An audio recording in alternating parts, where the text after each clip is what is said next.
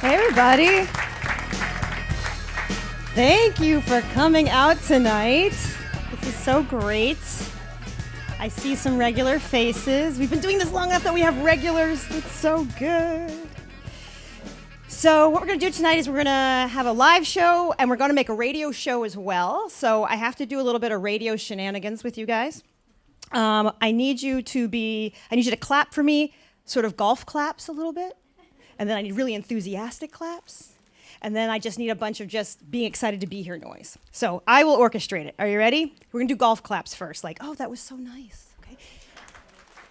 You're overachievers. Stop. All right. 3, 2. This is Get Lit with All of It Book Club live from the green space. Now you're really excited about books. 3, 2. This is the Get Lit with All of It Book Club live from the green space.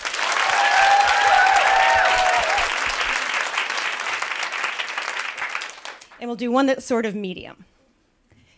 We'll be back with more of the Get Lit with All of It Book Club from the green space. You are very good. Thank you very much. So a little bit of housekeeping. First of all, Lori has agreed to stay after and sign books, which is very exciting, so you don't miss that. And her books are on sale in the lobby courtesy of Books on Call New York. And I think that's it. No, that's not it. Actually, I've told you about our February book club as well. Do you guys know what it is yet? All right. Our February book club selection is Such a Fun Age by Kylie Reed. I just started it last night. It's so good. The story follows a young black woman who's a babysitter, and she is in the store with a little girl that she babysits one night, and she's accused of kidnapping the little girl. So while this is happening, somebody videotapes it in this age we're in. So a video of the confrontation goes viral, and it changes the life of the nanny and the family she works for forever. So Kylie Reed is amazing. It's already a New York Times bestseller. It was selected this month as Reese Witherspoon's book club, copycat. And it's already been optioned for screen by Lena Waithe, who does Master of None and Queen and Slim. So Kylie Reed is going to be here in the green space with us on February 18th. Mark your calendars. You people clearly know how to get tickets. So we hope you'll come back and become one of our regulars. So that's our bit of business. Let's get to it. I have to ditch this mic. So many mics.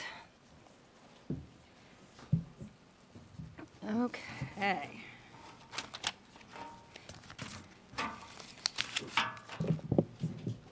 All right, control room, are you ready?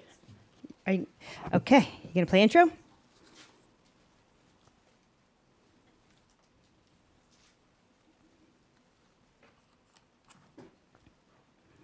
Hey guys, you gonna play the show intro or should I just go for it? I think they're deciding.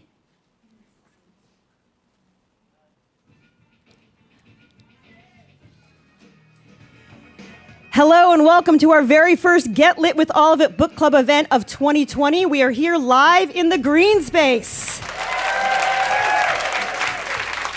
Oh, we're going to dig into the book we've been reading together all this month. Maybe you should talk to someone, a therapist, her therapist, and our lives revealed by Lori Gottlieb.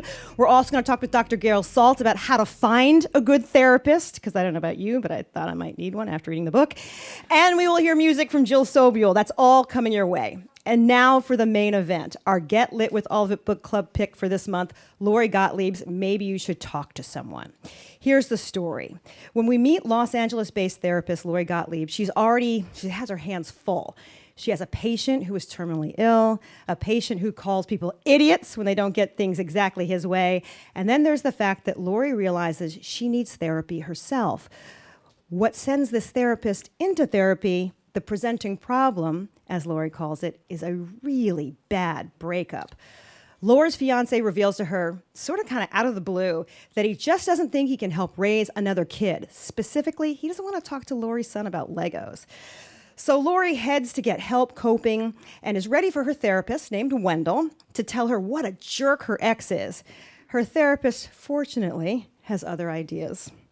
Lori writes about her experiences with therapy from both sides of the chair in her New York Times bestselling memoir that the New York Times called Irresistibly Candid and Addicting. Please welcome Lori Gottlieb.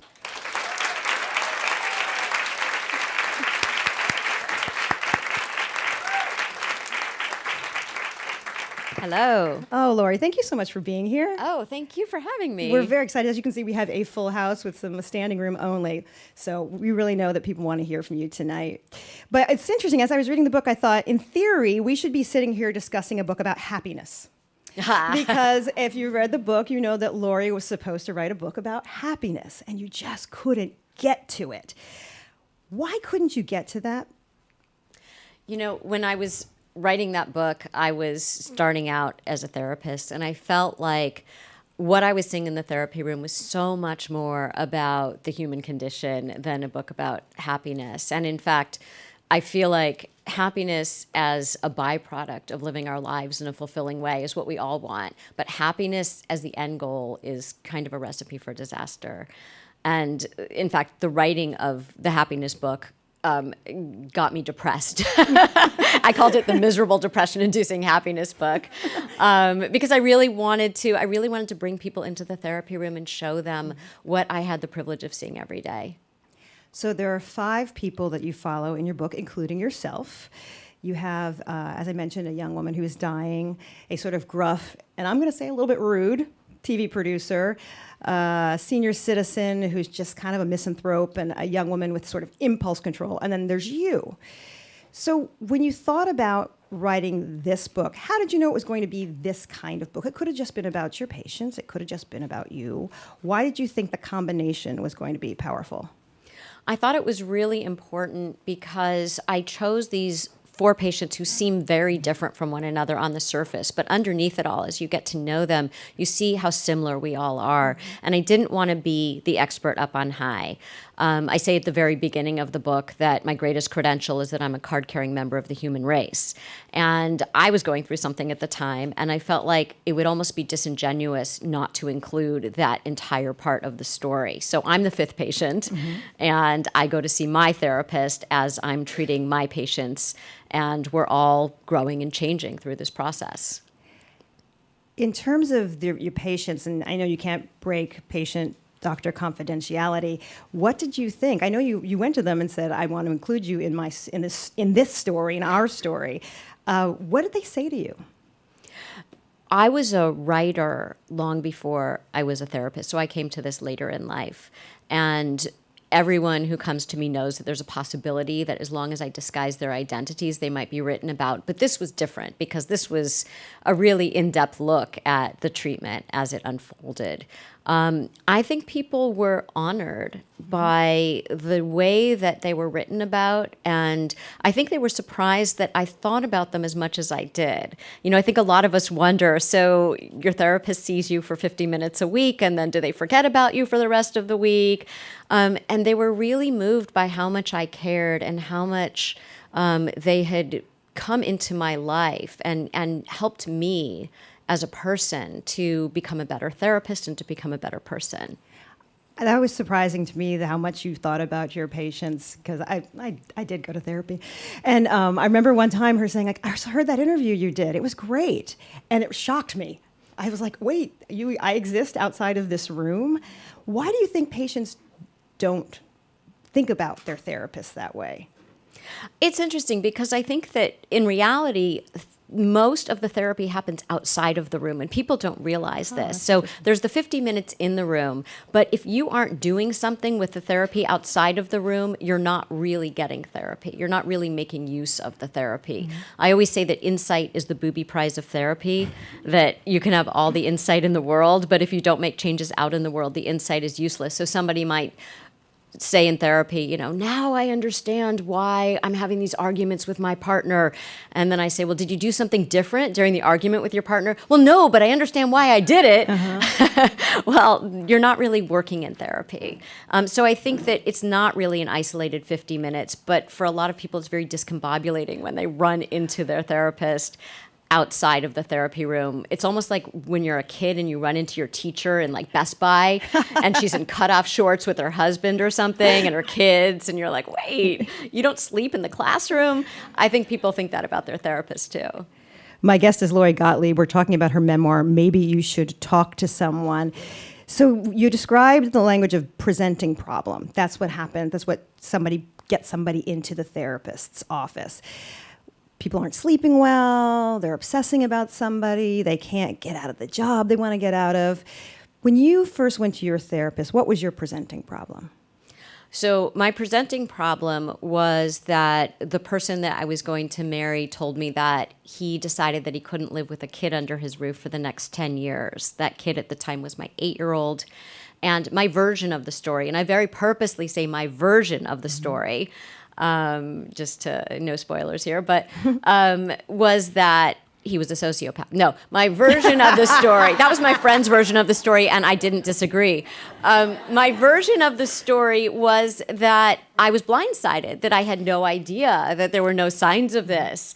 And I was sure that when I went to therapy, that my therapist was going to wholeheartedly agree with me, that I had dodged a bullet, that this was a blessing in disguise, all of those cliches, and that would make me feel better. And that might have made me feel better in the moment, but ultimately it was not what was going to help me. And I always, when I have patients come in, I'm always listening for what I like to say, the music under the lyrics. So the lyrics are, I had this breakup, here's what happened. The music is, what is the underlying struggle or pattern that got you into this situation in the first place?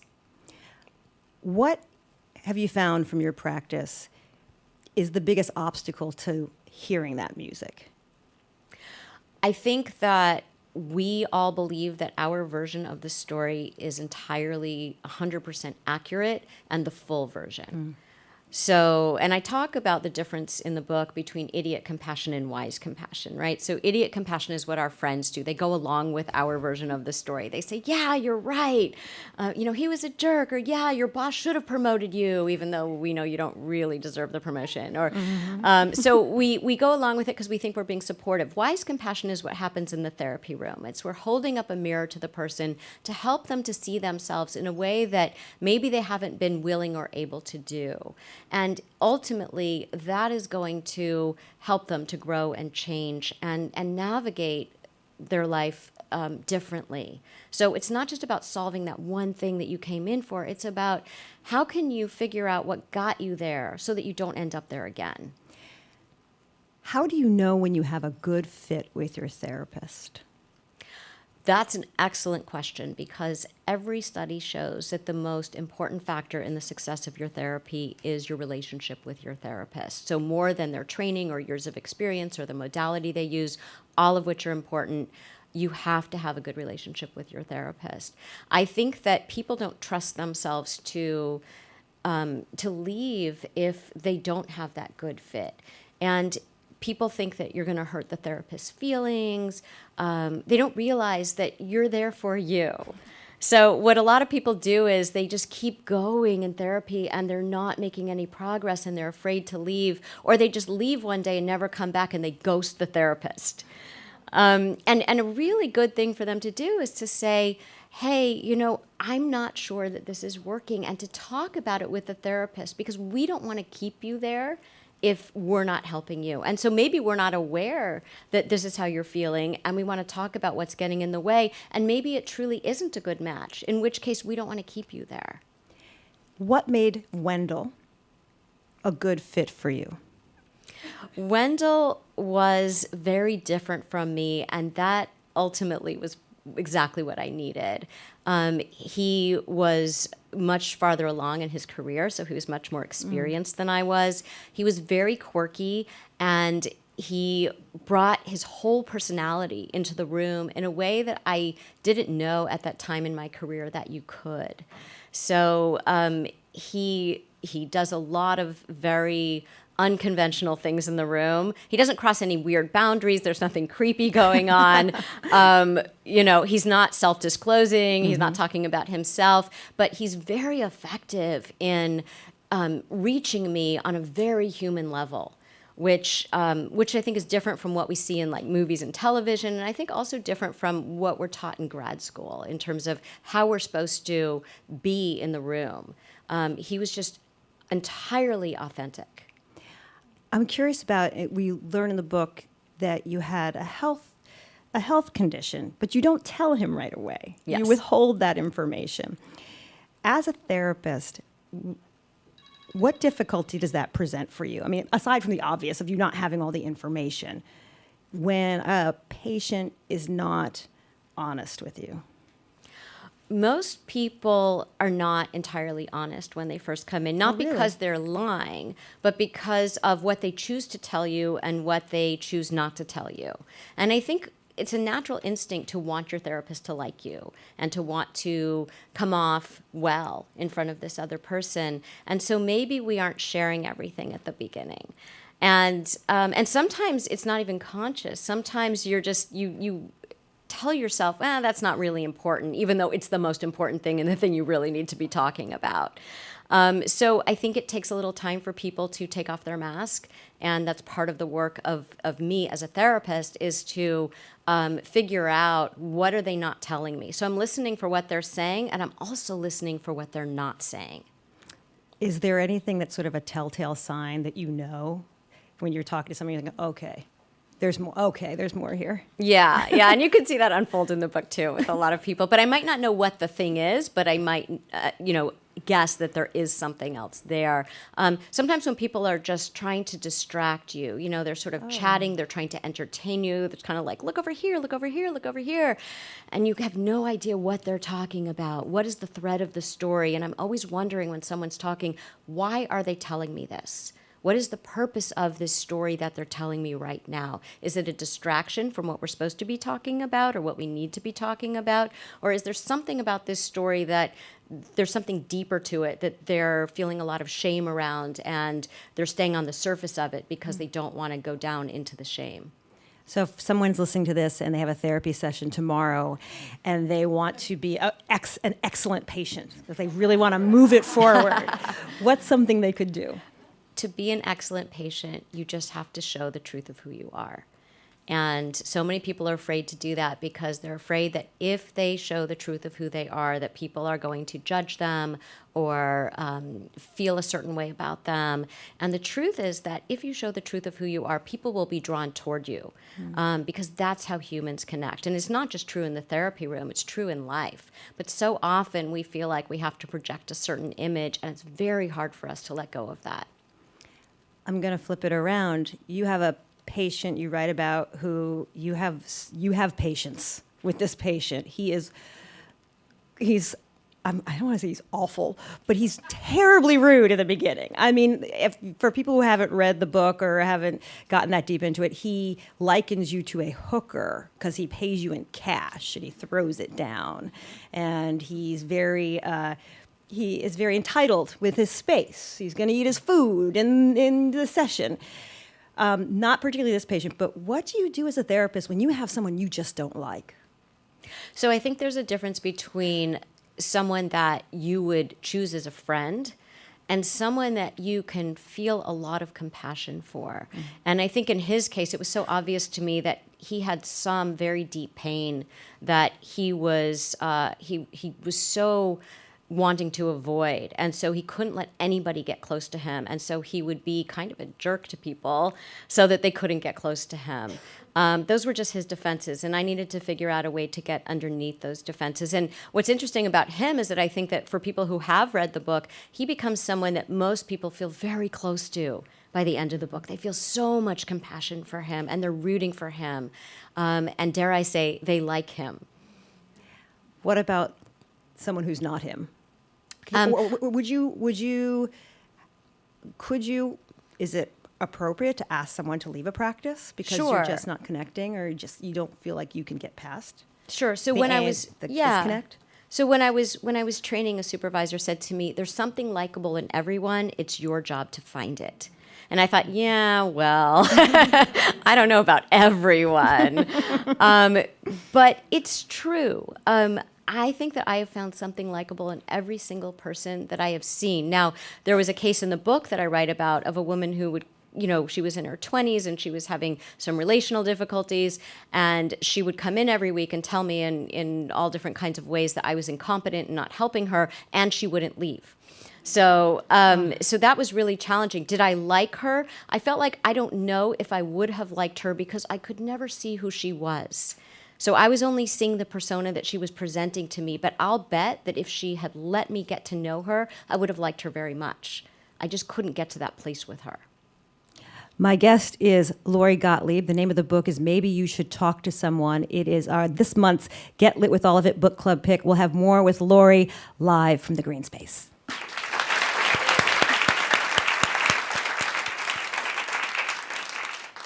We're going to take some of your questions in a little bit, so start thinking about your questions, and Jordan's going to run the microphones, just so you know. All right. Gonna come back in 3, 2. This is All of It on WNYC. We're live from the Green Space with our Get Lit with All of It book club. And the book we've all been reading this month is Maybe You Should Talk to Someone from Lori Gottlieb. It's the subtitle is A Therapist, Her Therapist, and Our Lives Revealed. Lori, we learned so much about you and your life. You had such an interesting career path. You worked as a journalist. You worked in TV. And you made what I think a lot of people think is really a big leap. I mean, it's interesting that you went to your therapist for a broken heart to a degree, but you've done things that people can't imagine doing, like just switching careers. What was at the core of you realizing that you wanted to make that big a leap into being a therapist? When I look back on all the different parts of my career, whether that was working in film and TV or going to medical school or being a journalist and being a therapist, I've always been interested in story and the human condition. And I feel like all of those things were simply looking at it from a different perspective. And I use all of that background every day as a therapist. I feel like a lot of what I do as a therapist is I'm an editor in the room, and people bring me their stories. And usually most of us are unreliable narrators. And I'm helping people to do a rewrite on their stories. And part of it is that we're unreliable about other people. You know, people come in and they say, I want to change, but what they really mean is I want someone else or something else to change. And so we have to rewrite the story and help them to see how can they be the protagonist in their story. And sometimes the story that they tell themselves about themselves needs a rewrite. Like, people can be so unkind to themselves. And so I had a patient leave and write down everything that she was saying to herself for 3 days and then come back and tell me about it. And she came back in and she said, I can't read this. I am such a bully to myself. Wow. And she started to read it, and you know, it was these kinds of things that we all do, like, I'm such an idiot, I made a mistake, or God, I look terrible today, or, you know, oh, that was so awkward. And if your friend experienced the same thing, you would never think that about your friend. It's not only that you wouldn't say it, you actually wouldn't believe it. But we can be so critical of ourselves and so unkind, and so those stories need a rewrite too. Let's talk about Julie in the book. What a challenging experience that was for you professionally. Julie asks Lori to remain her therapist as she's dying. What did you think when she asked that? So I wish that I could say that the therapy session went like this. She said, will you stay with me until I die? Which is what she did say. And that I said, of course I will, and we hugged. Okay, that is not what happened. What actually happened was I hesitated. And she saw me hesitate. And I hesitated, I thought at the time, because I thought, you know, I don't have a lot of experience dealing with a young person, a newlywed in her 30s, who's dying of cancer. And she's only going to get one chance at this, and I don't want to mess it up for her. But I think that later on, I realized that the real reason that I hesitated was because it's hard for all of us to look at death and to look death in the eye in the way that it would be required of me. And yet it was one of the most meaningful, rich experiences, I think, for both of us as she went through that. I think we learned a lot from each other, not so much about death, although partly about death, but mostly about life. What was different in your approach of working with her than some of your other patients? I think that I was much more aware of time with her. Not only of her time, but of time that we all have to think about, being very intentional about the fact that life has a 100% mortality rate. And it's not just for other people, that's for all of us. And I think that it helped me to live more intentionally. And I think that Julie made choices in her life knowing that her time was extremely limited. And so my approach was, we don't have any time to waste. We got to really get to it, and we got to get to it quickly. Another one of your patients we meet, Charlotte, claims that she's addicted to therapy, and she's addicted to seeing you. Is there such a thing? She believed there was. I think that, and she kept leaving because she felt like I was her addiction, and she was trying to sort of break the addiction. Ultimately, I think she came to realize that she was afraid of confronting the fact that she kept hooking up with all the wrong guys, including eventually a guy from the waiting room. I don't mean they hooked up in the waiting room, by the way. Our office is not that exciting. But she kept picking guys who were completely inappropriate for her.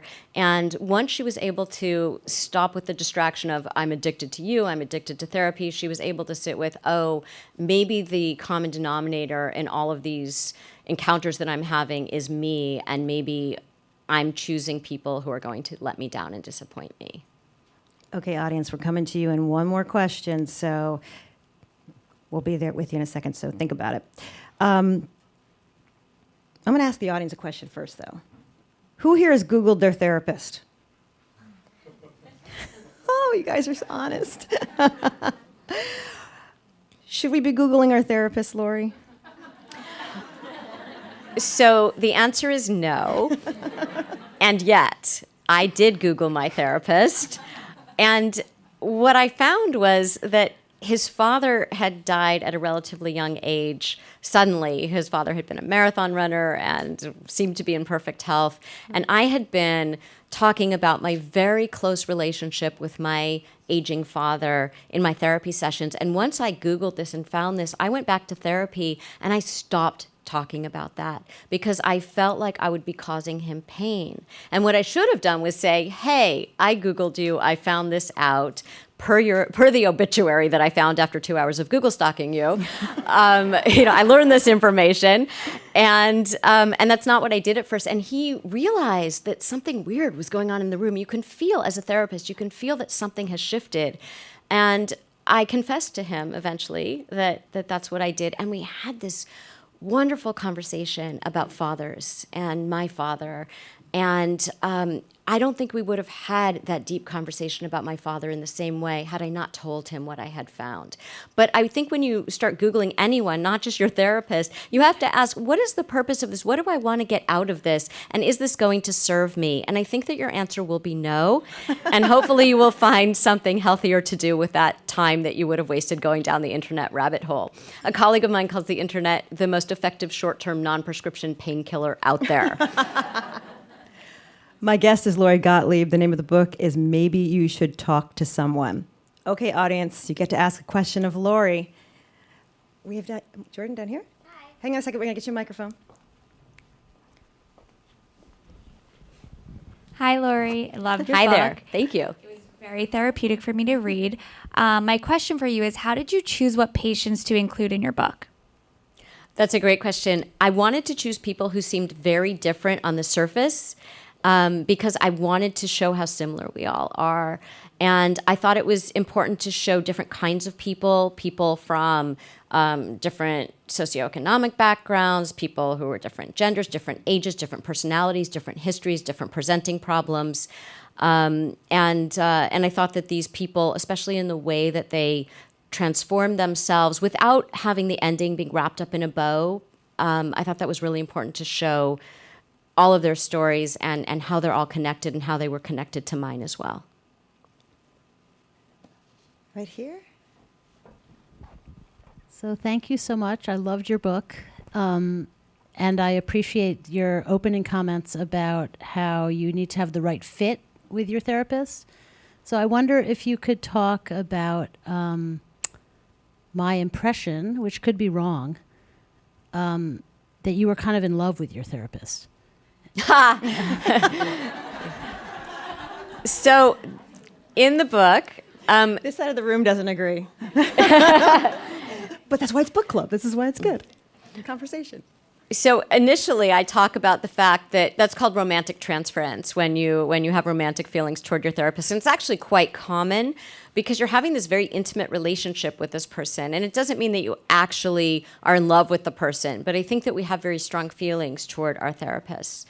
And Wendell was this kind of tall, very skinny, kind of your cardigan wearing, balding, kind of nerdy therapist. And so initially, it never occurred to me that I would be attracted to him romantically in any way. And it wasn't until later when I come back after he had been away for a couple of weeks, and his office has been completely redone. He had terrible taste in furniture too, so it was on top of that. And when I first came in, I thought, well, I questioned his judgment because I thought, anybody who decorates their office like this, I don't know how much I can trust their judgment, but. He had his office completely redone, and then he walks out to get me from the waiting room, and he had this whole new wardrobe on, and he had sort of grown a little bit of a beard, and he looked kind of attractive. And I was really thrown by that. So, I think we have all kinds of feelings for our therapists. So was I in love with him a little bit that day? Maybe, but not over the long term. I think that wasn't really the thrust of our sessions. I've got one back here. Hi, Lori. We have a book club group ourselves, and we loved your book. So our question for you is, you do such a good job of humanizing a therapist and what goes on in the room. But what do you think is the reaction of the therapist community? I mean, aside from the fact that they might see a surge in business, what do you think is going to be the reaction? That's an unintended consequence of the book. So I think it's really important to therapists that we're portrayed as regular people. And, we're doing a television version of the book. And it's so important because I think that a lot of the ways that therapists have been portrayed in the media is one of two ways. There's the therapist who's like a robot who never talks, who just kind of says, and they don't really seem human. And I don't think anybody wants to talk to a brick wall. And the other kind of trope of therapy is that the therapist is like very competent in the office, but a train wreck or a hot mess outside, like in treatment or something. And I think that this book is a really realistic portrayal of a person who happens to be a therapist who's just like anybody else. So I think therapists are very grateful that that version of what a therapist is like is out there, because that's what most therapists are like. And we had a question over here. I think we'll get one or two more in. Thank you for being here tonight. Have you ever brought your relationships with your patients outside of the therapy room and created a relationship that wasn't any more grounded in the room, but was a friendship or anything like that? And when is that appropriate to do with your patients? No, I've never done that. I think the frame of therapy is really important, which is that you're seeing somebody in the context of the 50 minutes in the room once a week, and that's the frame. And I think that when you break that frame, it creates all kinds of questions about trust and boundaries, and it changes how the two of you are interacting in terms of you understanding who they are and not making it about you. And there are all kinds of problems associated with that. So no, I would never do that, and I would never recommend doing that. There was someone over here, Jordan. Hi, Lori. As a fellow therapist, I understand the importance of self-care. So I was wondering, what do you do for self-care? That is so important for therapists. And, I work in a suite of therapists, and I think it's really important between people to have a break. So you have to go to the bathroom, you have to eat. I mean, these sound like really obvious things, but when you think about it and you're seeing people kind of back to back, and you have about 10 minutes in between each session, you really have to make sure that you schedule your patients in a way that works for you, where you do have breaks, where you can go into the kitchen and talk to your colleagues, where you can return phone calls, where you can write your chart notes and then have a little bit of space to kind of shift and transition in your mind before you go see the next person. So I think that the way you structure your day is really important. And I also think not bringing your work home with you so much. So of course we think about the people that we see, but also making sure that you have a full life outside of the therapy room. We've got a question over here on the side. Hi there. Conventionally, it seems that most therapists don't put much information about themselves into the world. I was just wondering, in light of this book and perhaps other things that you've written, how it's impacted the way you perform your therapy with patients who now know something more personal about you. Right. So I was a writer before I became a therapist or had any idea that I would become a therapist. So there might have been things that I would have chosen not to write about if I knew later that I would become a therapist. And not because I'm embarrassed about any of them, but just because it's a lot of information to have out there in this age of the internet. But given that, I also felt like this book, maybe 3 people would read it. I didn't realize that more than 3 people would read it. And so I really let it rip, right? I was very vulnerable and open and honest. And I think that if I had known how many people would read it, I might have tried to clean myself up a little bit, especially in those early chapters. But I also think that the reason that so many people have read it is because I didn't clean myself up, because I was very real and relatable and authentic. And so if people have read the book, yes, they know that about me, but even my own patients, when I published the book and I went off on book tour and I didn't tell them I was leaving because of a book, I just said, I will be out of the office on these dates and I'll see you on this date. And when I came back, some people came in and they sat on my couch and they said, so, I read your book. And we had these really beautiful conversations, not about me, because people really aren't that interested in me. They're there for them, but about them and their reactions to the book, and also about our relationship. Because one of the real keys of the book is the relationships between me and my patients and me and my therapist. And they didn't know that they were allowed to talk about that relationship in the room in the same way. And a lot of people, in fact, there's a moment in the book where I ask Wendell, my therapist, I say, do you like me? And so a lot of people I've heard are going to their therapist now and they're saying, I read this book, and in the book, she says to her therapist, do you like me? Isn't that interesting? So I think that it's given my patients permission to talk with me about our relationship as well. Lori, many relationships come to an end. How do you know when it's time to stop therapy? It's really important to focus on why is the person here and have we met those goals. So I think that there's this myth about therapy that you're going to go into therapy, you're going to talk about your childhood ad nauseum, and you're never going to leave. Mm-hmm. And that's just not what therapy is. We're very aware of, why is this person here? And if it starts to get chit-chatty, is there something that the person is not telling us that we haven't talked about yet? Or is our work done? And that's something that you talk about with the patient in the room. You've been on book tour, you've engaged with all kinds of audiences. These are stressful times.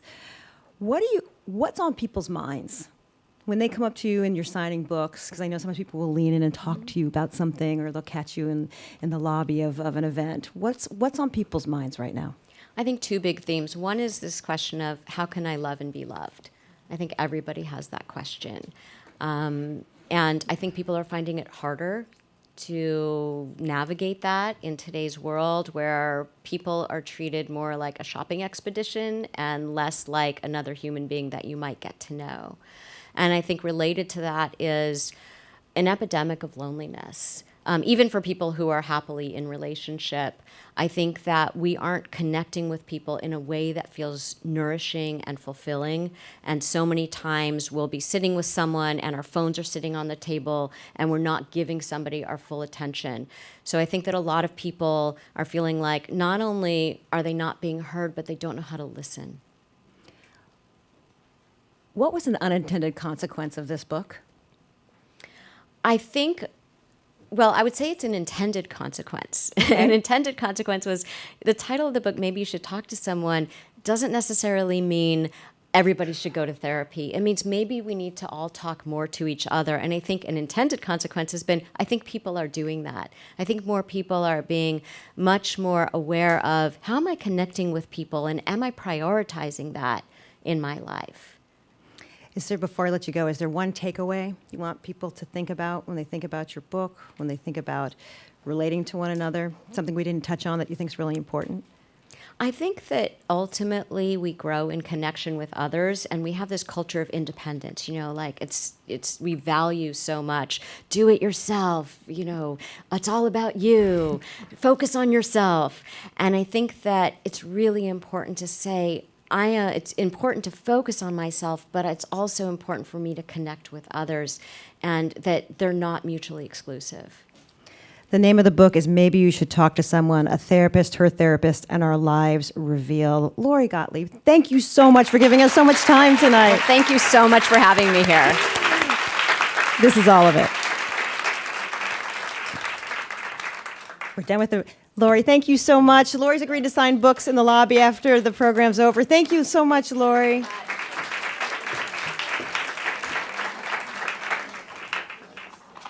Okay. We good? Everybody good? Everybody okay? All right. All right, control room, here we go. 3, 2. This is the Get Lit with All of It Book Club, live from the green space. Hi, everybody. So after hearing our conversation with Lori Gottlieb, are you thinking, maybe I should talk to someone too? Finding the right therapist isn't easy. It's tough as finding a good apartment these days. Where do you begin? Luckily, we have an expert here who can give us some tips and tricks for finding the right therapist for you. Dr. Gail Saltz is a psychiatrist, psychoanalyst, and host of the upcoming iHeart podcast, Personalizing. Please welcome Dr. Gail Saltz. Thank you. Hey. So, hi. So, if people really are thinking, maybe I really do want to talk to somebody. Maybe I do want to think about therapy. There are counselors, there are social workers, psychiatrists, psychologists. Can you help us understand the difference? I'm going to try. Okay. I think it is hard to find someone in New York, which is probably has the highest number of therapists per square foot of any place. But it's hard because it is really confusing, because therapist is a non-regulated word that actually means nothing. You all could hang out a shingle that says therapist. That would be perfectly legally fine to do. So when you are looking for someone, you want to think about, why are you looking for them? What is the problem that you are bringing? So, for example, if it's something, I'm a psychiatrist, psychiatrically, let's say more serious, you feel maybe you're having a real serious depression, you feel maybe even suicidal, but even not that, you're having trouble getting up or functioning in your life because you're depressed, or you're that anxious, or you have bipolar disorder, or you have borderline personality disorder, you have something that diagnostically is pretty serious, then you want to be looking for either a psychiatrist or a psychologist, but someone who has some specialty in treating that area. And not everybody specializes in everything.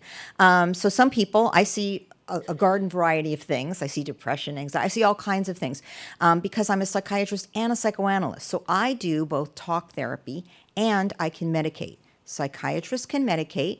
They can do talk therapy, but fewer and fewer psychiatrists do, basically because of insurance reimbursement, which doesn't really reimburse enough for them to make that worth their while, so they tend to do mostly medication. Psychologists have a PhD.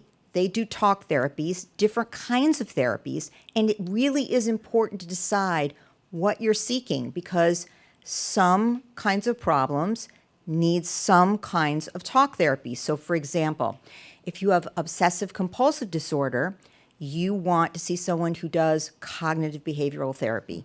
Maybe even that's true for an anxiety disorder. But let's say you have repeated patterns of behavior that get you into really lousy relationships over and over again. You keep screwing up at work. There's something self-defeating in your way of interacting with the world, some pattern of behavior.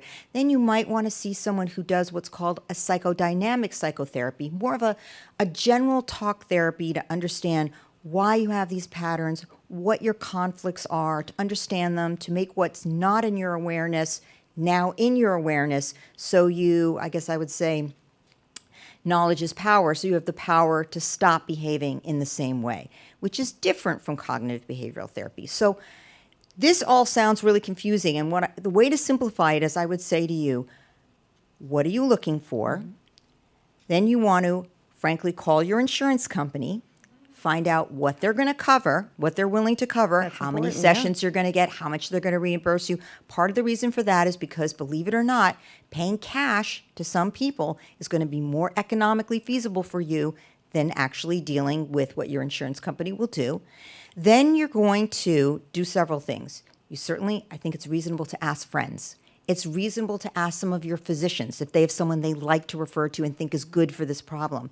It's reasonable to ask your workplace, depending on what your workplace is, because many workplaces do have a group of people that they think are good to refer to. So that kind of word of mouth thing can be really helpful. Then you want to find a good match. What does a good match mean? Somebody that when you sit with them, you really do feel like you get along with them. They're getting you. You feel comfortable. Someone that's geographically reasonable. I have so many people say, oh no, I'll come from way away to see. That's not going to work, because you're going to want to see that person once a week or at least twice a month. So somebody that's feasible, somebody that's economically feasible. Don't go to somebody that's going to break your bank in the first month, and then what?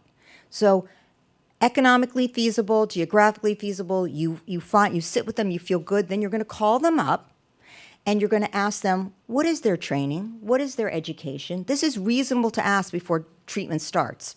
Somebody might feel intimidated to do that, but you say it's okay. But you are shopping in the beginning, and that is really reasonable. You are the customer, and you should feel comfortable. So you should feel that if somebody goes, and they don't really want to tell you about their training, no. Mm-hmm. If someone tells you, oh, I did this really great life coaching course for a month, no. And I'm telling you, these people are all out there. They really, really are. So you want to hear that they went to someplace reputable. They have certain degrees. And you want to ask them what modality they work in and make sure that you feel, is that CBT? Is that psychodynamic psychotherapy? Is it just medication, but they're not going to talk to you? What is it? And make sure you feel comfortable with that. And then if you're comfortable with those answers, you go and see someone. Now, I think it's reasonable to see more than someone, to see 2 or 3 someones and finds, because this is an important relationship, right? And it's going to last for not forever. Somebody who says they're seeing you forever, you're not going to see them. Mm-hmm. The goal is to get in, do some work, get back on track. We're not back in the Woody Allen days of we see you till you die. Mm-hmm. That's not the plan. But you are going to invest in this relationship. And so it's okay to see a couple of people and say, who feels like a good fit to me? People are going to go to the internet to look. 2 things about the internet. 1, should you trust online reviews? Good question.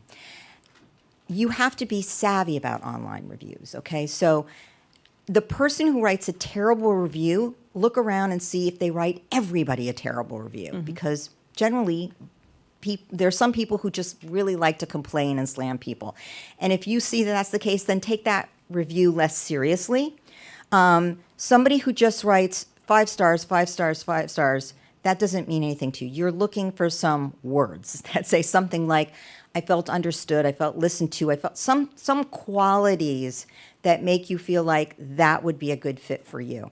So it's a little deeper than just how many stars and just, I thought they stunk. Mm-hmm. Something a little more than that. And yes, those reviews can be helpful, but be mindful that usually people who feel negatively write more commonly than people who feel positively. And so, you have to consider that in your math. But it's okay to search the internet and look for people, because you may find their credentials and certain things that you don't have to then call up and necessarily ask, but may give you some guidance. You may find the modality that they work. You may find a lot of these things that I'm talking about, and that is a common way for people to look. Are there any specific online resources which are valuable? Yes. Large organizations like the American Psychiatric Association, the American Psychological Association, give you a way of geographically, financially, and subspecialty-wise narrowing down your search. So that can be helpful. I think also online, you may be able to investigate and find places that do things that are financially more feasible for you. For example, hospitals. I'm at Cornell, New York Presbyterian Hospital. We have an outpatient department that will do a sliding scale fee.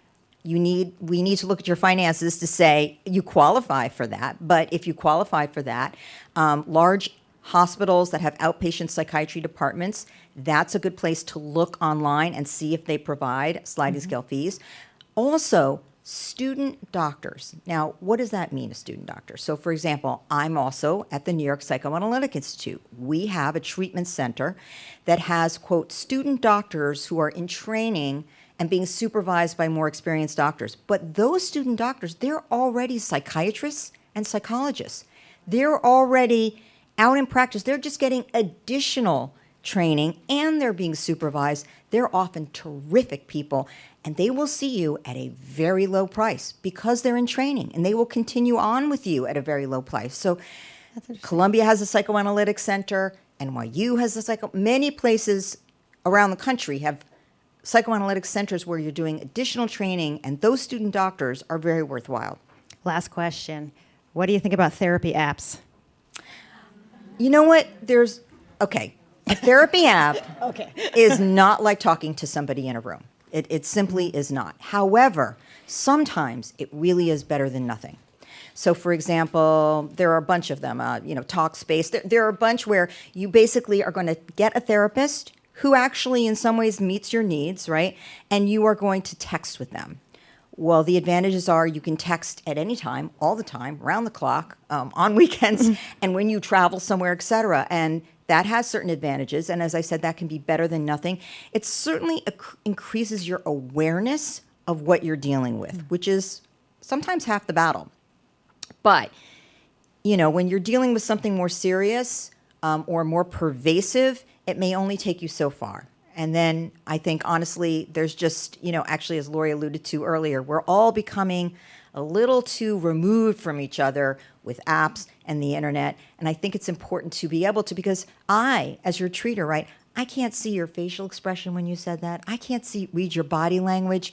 I can't tell if you look more symptomatic today because I'm seeing you move more slowly. I'm seeing you look tired. When you tell me something by text, and I don't have your facial expression to say, what did this mean to you? What am I reading from you? I'm losing a lot of data. And when I say something back to you and you don't see my facial expression, you're also losing some emotional data. So I don't think it's going to replace talk therapy anytime soon, but I think that there's a place for it, and that they're in the middle of the country where there's a real dearth of psychiatrists and psychologists and frankly, child people especially, it can be useful. Dr. Gail Saltz, thank you for all the great information. My pleasure. Thanks for having me. This is all of it. Thank you so much. Give it up for Gail Saltz, Dr. Saltz. All right. Let's switch gears.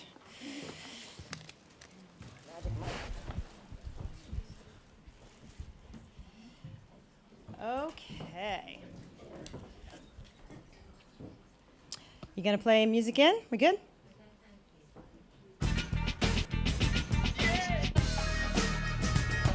This is the Get Lit with All of It Book Club, live from the green space. Hi, everybody.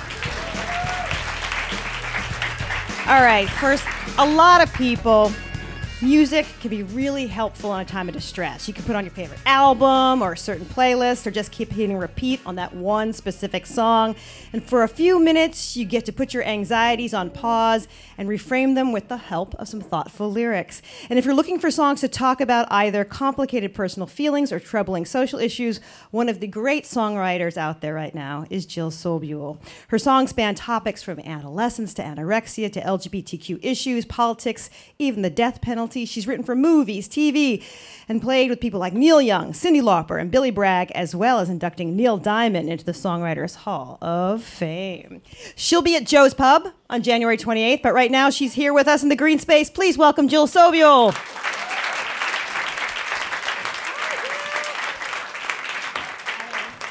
Hi, will you play a couple songs for us? I would love to. Hi, guys. Well, let's see.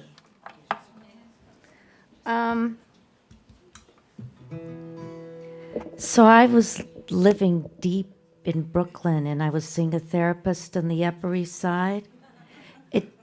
It didn't work out.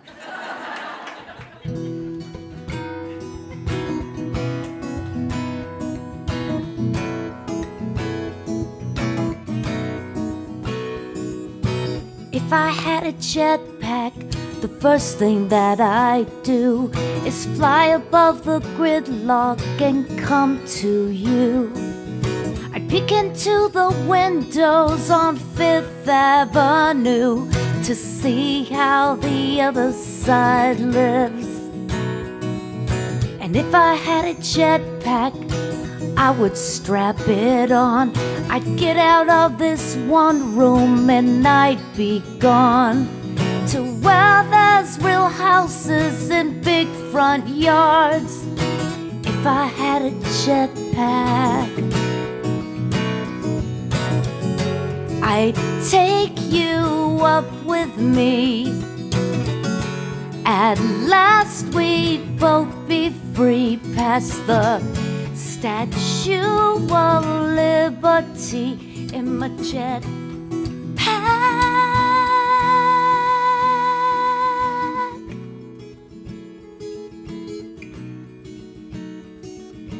If I had a jetpack, I'd fly above the bridge. I'd wave to all my friends who thought I'd never rise again. I'd fly over the stadium to watch my team win. Watch my team win. And if I had a jetpack, I'd bust into your door. I'd take you by the hand to the Jersey Shore. And underneath the moonlight, you'd want me even more, 'cause I'd have a jetpack. I'd take you up so high. If I dropped you, you would die. But I want you by my side in my jetpack.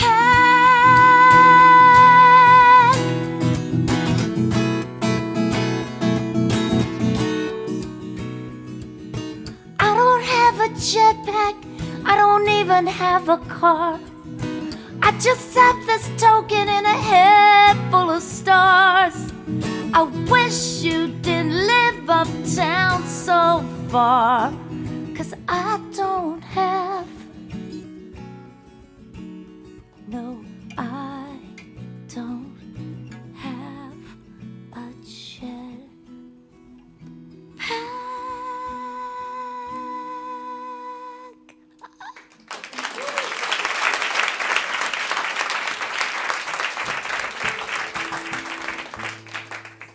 So I have a one-woman show that I'm working on, and it's called The F Word 7th Grade.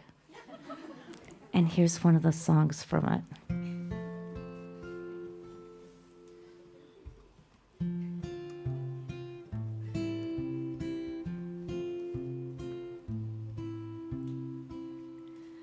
I lost my keys, I lost my heart, lost my car in the parking lot, lost my voice but can hear sing from the island of lost things. I lost my phone, I lost my way, lost the hours of the day. Grandma's ring swirled down the drain to the island of lost things. Island of lost things.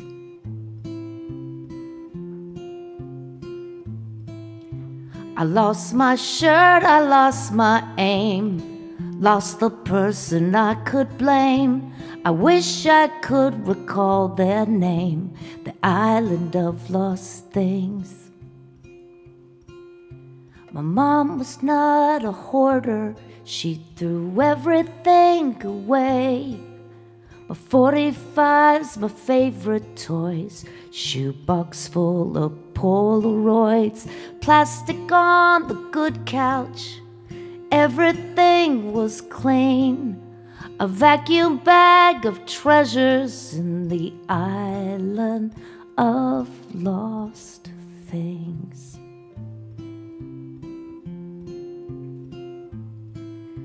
I lost my wallet, my ID. Is someone else becoming me?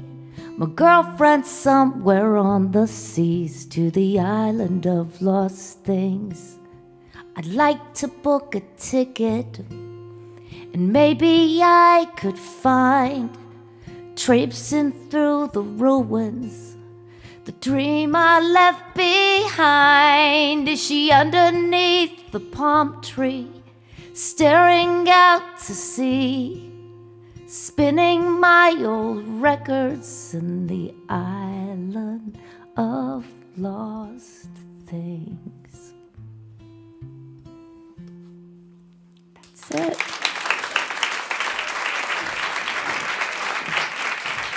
Jill Sobule. I want you all to know Jill moves stuff around just to be here tonight, so thank you so much. I did. Really appreciate it. I had my therapy appointment. So you have these two things going on, this autobiographical show and a concept album. Tell us a little about the show first.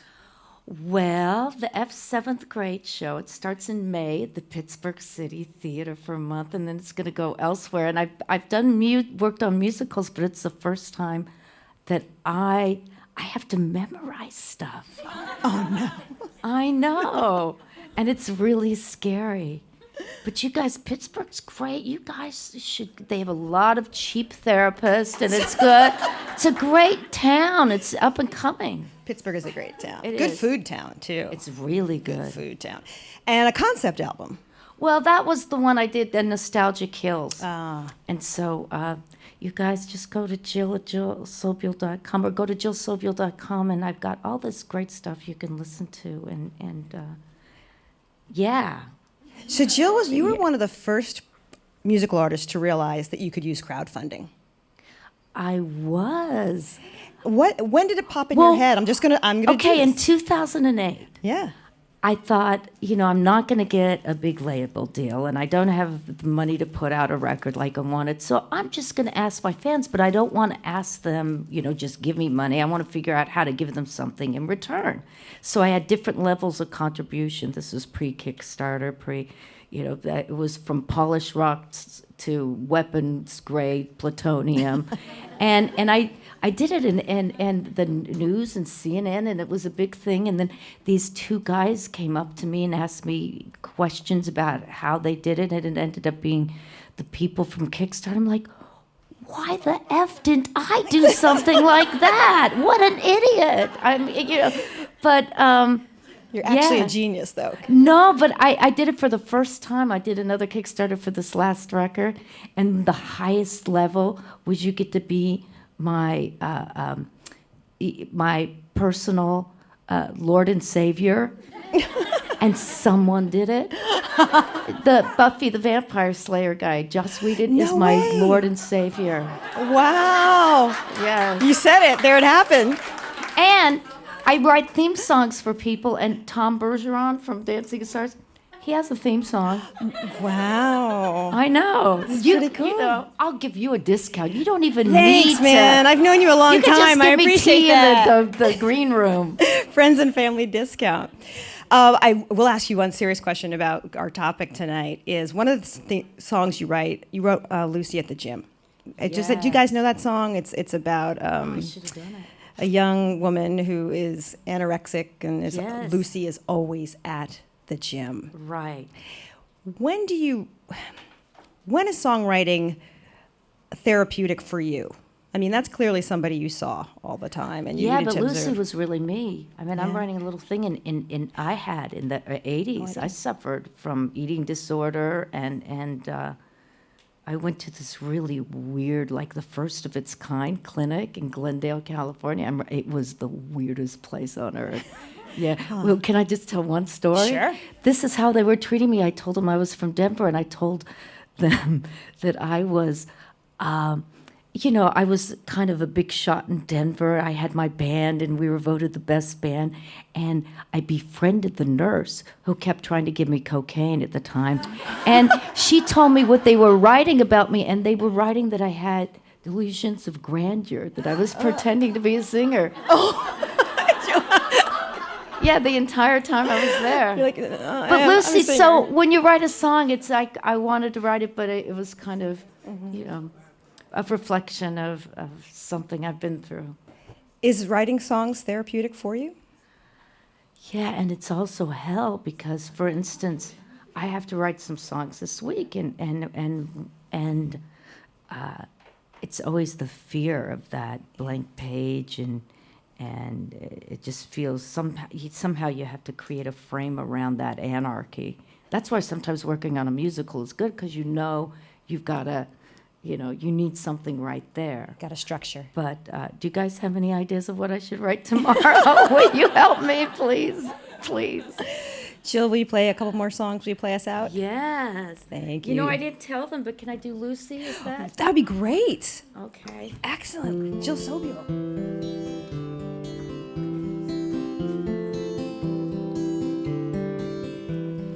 Lucy at the gym.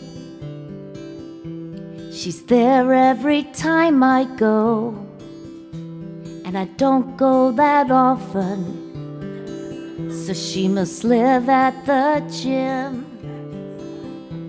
I stare at her ribs, they show through the spandex. Her little legs are working, she's going somewhere. She's climbing up the stairs, and when she reaches the top, her dreams will be there. Lucy at the gym, Lucy on the scale for the third time, through thick and thin. Lucy's at the gym, she's staring at the clock, and like the second 10, she never stops. She's Lucy at the gym.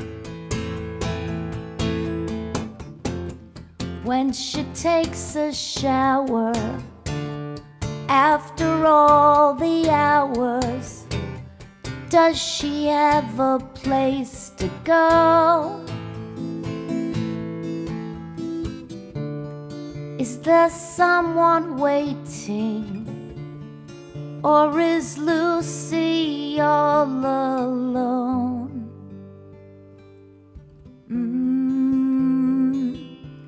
La la la la la. I'm at the gym, and Lucy's not there. It's got me kind of worried, so I imagine the worst. She made it up to heaven, and when she met her maker, he said, "Come right in." He said, "I'll show you around the gym. Everyone's beautiful and thin." And here there's no sins and your life can begin. Lucy at the gym. Keep on, Lucy. Keep on working, girl. Keep on, Lucy. Keep on working, working. Keep on, Lucy. Lucy at the gym.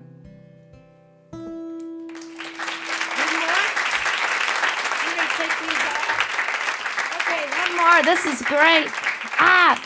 Here's how, the 7th grade show ends with this. It's an older song of mine, but it's kind of anthemic. Bobby Trucks was a fat little boy living in... Oh, can I say that word? The S word? Can I say the S word?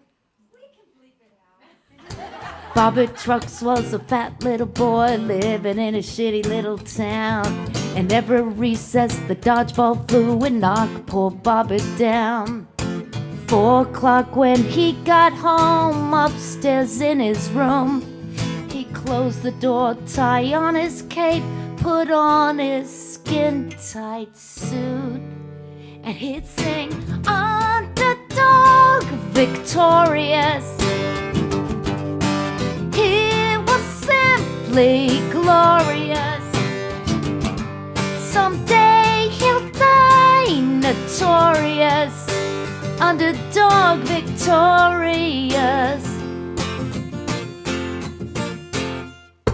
A couple years later, tried out for the band, did covers of Matchbox 20. But he was dreaming of the New York Dolls and Max's Kansas City. Of course, they never called him back, they thought he was too queer. But he didn't care, back in his room, he sang unto the mirror. And he sang, underdog, victorious. He was simply glorious. Someday he'll die notorious. Underdog, victorious. La la la la la la la la la la. La la la la la la. He could see into the mirror. That was one of his great gifts. And one day all those dodgeball bullies would dream of his sweet kiss. And he'd sing, come on you guys, arena style. Underdog victorious, he was simply glorious. Someday he'll die notorious. Come on, get lit. 1, 2, 3, 4. Underdog victorious. Come on, Alison, get up here. He was simply glorious. Someday he'll die notorious. Underdog victorious.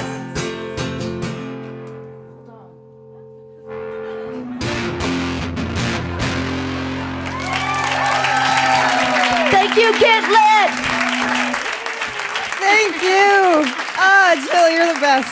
Thanks to Jill Sobule. Thanks to Dr. Gail Saltz. Thanks to Lori Gottlieb. And thanks to you for coming out for the Get Lit with All of It Book Club. Everybody have a good and safe night. Thanks, guys.